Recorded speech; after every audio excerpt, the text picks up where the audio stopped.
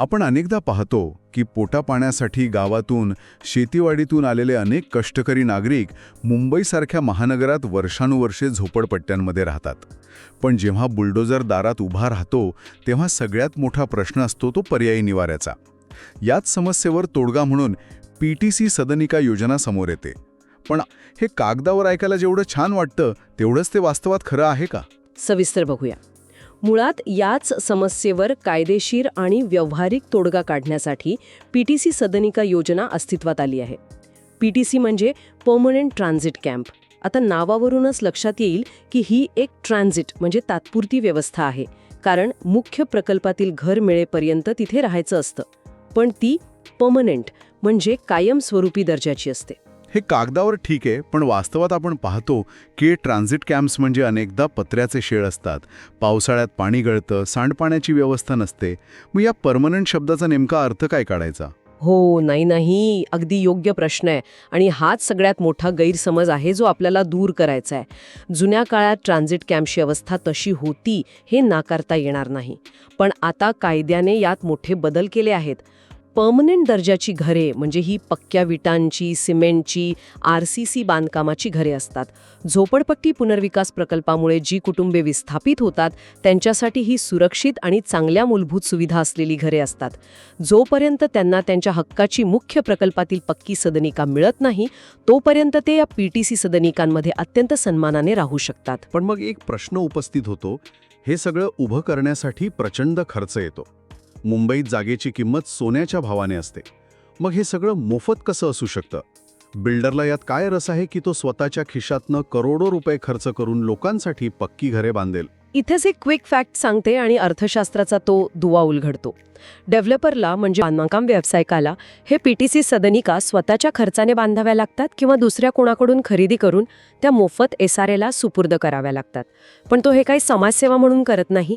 याच्या बदल्यात डेव्हलपरला मुख्य प्रकल्पात अतिरिक्त FSI मिळतो. माफ करा, मध्येच थांबवतो, पण याचा कायदेशीर आधार काय? आणि हा FSIचा मुद्दा थोडा स्पष्ट करता येईल का? नक्कीच. हे सगळं हवेत होत नाही. याला भक्कम कायदेशीर बैठक आहे. ही योजना मुख्यतः महाराष्ट्र झोपडपट्टी क्षेत्र सुधारणा, निवारण आणि पुनर्विकास अधिनियम 1971 या कायद्याअंतर्गत चालते. या कायद्याने SRA म्हणजे स्लम रिहॅबिलिटेशन ऑथॉरिटीला विशेष अधिकार दिले आहेत. याशिवाय महाराष्ट्र प्रादेशिक आणि नगर रचना अधिनियम 1966 ज्याला आपण MRTP ॲक्ट म्हणतो, त्यानुसार SRA ही स्वतः एक नियोजन प्राधिकरण म्हणजेच प्लॅनिंग ऑथॉरिटी आहे. आणि मुंबईच्या संदर्भात बोलायचं झालं तर DCPR 2034च्या नियम 33A आणि 3311 अंतर्गत या PTC अतिशय विशेष तरतुदी केल्या आहेत. एक मिनिट, तुम्ही याबाबत कधी विचार केला आहे का? तुमच्या गावात किंवा विभागात अशी पुनर्विकासाची किंवा विस्थापनाची समस्या आहे का? तुमची समस्या कमेंटमध्ये लिहा. आणि हो, अशीच महसूल आणि कायद्यांशी संबंधित सर्व प्रश्नांची उत्तरं मिळवण्यासाठी आपल्या महसूलशाही YouTube चॅनलला भेट द्या आणि आत्ता सबस्क्राईब करा. बरं, मला सांगा, लोकांच्या मनात एक भीती नेहमी असते की बिल्डर या घरांचा परस्पर स्वतःच्या फायद्यासाठी वापर करतील, ते या ट्रान्झिट घरांनाच बाजारात विकून नफा कमवतील, असा अनेकांचा गैरसमज असतो. यात किती तथ्य आहे? हाच तो सगळ्यात मोठा गैरसमज आहे जो आपण फोडला पाहिजे. कायद्याने हे स्पष्ट केलंय की डेव्हलपरने या सदनिका बांधून मोफत SRAकडे सुपूर्द करणं बंधनकारक आहे. जोपर्यंत ते या सदनिका SRAच्या ताब्यात देत नाहीत तोपर्यंत त्यांना त्यांच्या मुख्य प्रकल्पाला पूर्ण परवानगीच मिळत नाही. त्यांना ऑक्युपेशन सर्टिफिकेट किंवा थेट FSI मिळतच नाही. त्यामुळे परस्पर फायद्यासाठी या घरांचा वापर करण्याचा किंवा ती बाजारात विकण्याचा प्रश्नच उद्भवत नाही. हे स्पष्टीकरण नक्कीच दिलासा देणार आहे. आता कायदा समजला, बिल्डरचं अर्थकारण समजलं, पण आपण आता त्या सामान्य माणसाच्या भूमिकेतून विचार करूया जो प्रत्यक्ष त्या झोपडीत राहतोय. कोणाला या PTC सदनिका मिळण्याचा हक्क आहे? त्याची पात्रता काय असते? गावात जसा जमिनीचा मालकी हक्क दाखवायला आपण सातबारा पाहतो तसं इथे शहरात काय पुरावे लागतात? निकष अगदी स्पष्ट आहेत. ज्या व्यक्ती 1 जानेवारी 2000 पूर्वीपासून झोपडपट्टीत राहतायत आणि जे संरक्षित भाडेकरू म्हणजेच प्रोटेक्टेड ऑक्युपायर्स आहेत ते या योजनेसाठी पात्र ठरतात. झोपडपट्टीत सातबारा नसतो, तिथे शासनाने दिलेला आधार महत्त्वाचा असतो. कुटुंब प्रमुखाकडे फोटो पास असणे आवश्यक आहे. त्याशिवाय मतदार यादीतील नोंद, वीज बिल, रेशन कार्ड, आधार कार्ड यांसारखी कागदपत्रे दाखवावी लागतात. या सगळ्या कागदपत्रांची SRA कडून तपासणी होते आणि त्यानंतरच पात्रता प्रमाणपत्र म्हणजे एलिजिबिलिटी सर्टिफिकेट दिलं जातं. हे लक्षात ठेवा म्हणजे पुढे अडचण येणार नाही. म्हणजे केवळ झोपडपट्टीत वर्षानुवर्ष राहतो म्हणून घर मिळणार नाही, तर कागदपत्रे भक्कम हवीत. अगदी. हे प्रमाणपत्र असल्याशिवाय कोणालाही थेट घर मिळत नाही. हे सगळं ऐकताना एक मोठी साखळी डोळ्यासमोर उभी राहते. पण एखाद्या सामान्य नागरिकाला समजा ही पूर्ण प्रक्रिया समजून घ्यायची असेल, तर ती कशी असते, यात कोणते टप्पे असतात? माझ्या अनुभवातून सांगते, ही प्रक्रिया पूर्वी खूप क्लिष्ट होती, पण आता आपण ही संपूर्ण प्रक्रिया 6 सोप्या स्टेप्समध्ये समजून घेऊया.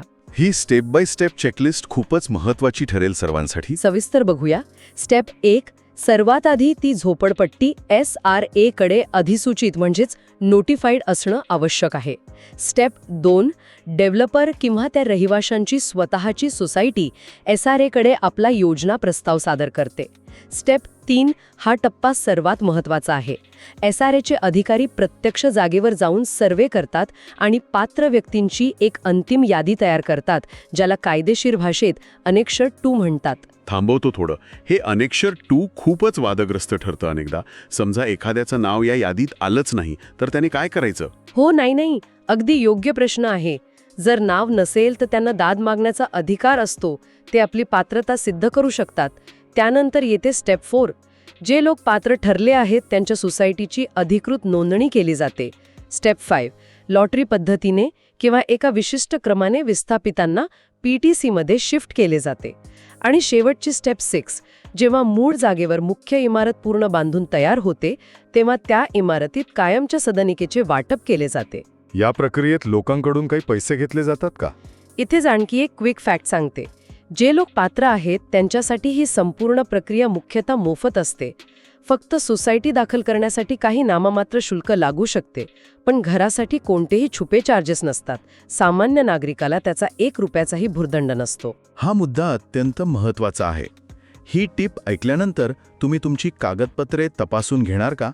लाईक करायला आणि शेअर करायला विसरू नका. आणि हो, महसूलशाही चॅनलला नक्की सबस्क्राईब करा. बरं, हे सगळं नियोजन कागदावर चांगलं वाटतंय, पण प्रत्यक्ष विस्थापनाचा अनुभव कसा असतो? एखादं उदाहरण आहे का? एक किस्सा पाहूया. वरळीसारख्या अत्यंत मोक्याच्या ठिकाणी एक झोपडपट्टी होती. तिथे पुनर्विकासाचा प्रकल्प आला आणि साधारण 50 कुटुंबे विस्थापित झाली. आता वरळीवरून विस्थापित होणं म्हणजे एक भावनिक धक्का असतो. पण डेव्हलपरनी त्यांना मानखुर्द येथे अगदी सुसज्ज अशा PTC सदनिका बांधून दिल्या. ती कुटुंबे मानखुर्दला सुरक्षितपणे 2 वर्ष राहिली आणि त्यानंतर जेव्हा वरळीत मुख्य इमारत तयार झाली, तेव्हा त्यांना तिथे 270 चौरस फुटांचे कायमचे हक्काचे घर मिळाले. म्हणजे 2 वर्ष ट्रान्झिट कॅम्पमध्ये काढली, पण शेवटी स्वतःच्या हक्काचं घर मिळालं. होय, आणि यामागे नियम 33-11 नुसार क्लबिंगचा मोठा वाटा असतो. नुकतंच एक मोठं उदाहरण समोर आलं आहे. लोढासारख्या डेव्हलपरने चक्क 567 कोटी रुपये खर्च करून दुसऱ्या एका बिल्डरकडून तब्बल 945 PTC युनिट्स विकत घेतली आणि SRA ला दिली. या बदल्यात त्यांना विक्रोळीत अतिरिक्त FSI मिळाला. पण या संपूर्ण व्यवस्थेत सरकारी अधिकाऱ्यांची भूमिका काय असते? काही त्रुटी राहिल्या तर दाद कुठे मागायची? अधिकाऱ्यांवर मोठी कायदेशीर जबाबदारी असते. पाणी, वीज, स्वच्छता या सुविधा तपासण्याची जबाबदारी SRAचीच आहे. आणि जर काही तक्रारी असतील तर ग्रीव्हन्स रिड्रेसल कमिटी म्हणजे तक्रार निवारण समिती सक्रिय ठेवणं कायद्याने बंधनकारक आहे. नागरिक थेट या कमिटीकडे दाद मागू शकतात. तर आजच्या या चर्चेत आपण पाहिलं की PTC सदनिका योजना म्हणजे नेमकं काय. महाराष्ट्र झोपडपट्टी क्षेत्र अधिनियम आणि MRTP ॲक्टनुसार त्याचे नियम कसे चालतात आणि पात्रता मिळवण्यापासून ते प्रत्यक्ष घरात जाईपर्यंतची संपूर्ण प्रक्रियाही आपण उलगडली. तेव्हा कोणीही आपल्याला आपल्या हक्काच्या निवाऱ्यापासून दूर करू शकत नाही. म्हणून आपले हक्क जाणून घ्या. हा व्हिडिओ आपल्याला आवडलाच असेल. असेच महसूल आणि इतर सर्व कायद्यांबाबत सोप्या भाषेत मार्गदर्शन तुम्हाला यापुढेही हवंय. मग आपला महसूलशाही यूट्यूब चॅनल तुमच्यासाठी आहे. चॅनलला नक्की सबस्क्राईब करा आणि पुढील व्हिडिओसाठी तुम्हाला कोणता विषय पाहायला आवडेल ते आम्हाला कमेंटकडून नक्की सांगा. आमच्या महसूलशाहीच्या व्हॉट्सॲप व टेलिग्राम ग्रुपमध्ये सामील व्हायला विसरू नका. हा व्हिडिओ आपल्या मित्रांना गावातल्या व्हॉट्सॲप ग्रुपमध्ये जरूर फॉरवर्ड करा, जेणेकरून माहिती प्रत्येक गरजू व्यक्तीपर्यंत पोहोचेल. व्हिडिओ आठवणीने इतरांनाही जरूर शेअर करा, कारण आम्हाला विश्वास आहे की ज्ञान हे प्रत्येकाचा हक्क आहे. आज इथेच थांबूया. लवकरच भेटू पुढील भागात. धन्यवाद. जय महाराष्ट्र.